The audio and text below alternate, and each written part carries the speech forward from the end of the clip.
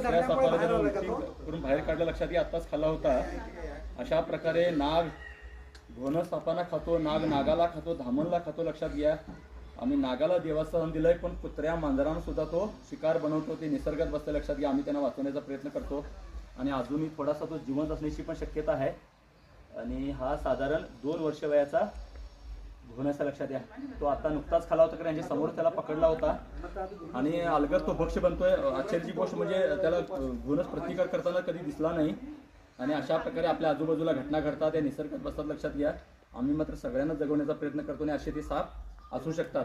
सापाला पचन करण्यासाठी भरपूर वेळ लागतोय, साधारण एवढं बघता तर त्याला पचवायला 3-4 दिवस लागतील. लक्षात घ्या आम्ही पकडल्यानंतर मात्र त्याने उलटी केला आणि लोकांच्या राहत्या वस्तीत असल्यामुळे ह्या सापाला मला पकडण्याशिवाय दुसरा पर्याय नव्हता. लक्षात घ्या तो 2 वर्ष वयाचा साप आहे घोणस. तोही विषारी असतोय, डबल विषारी सुद्धा.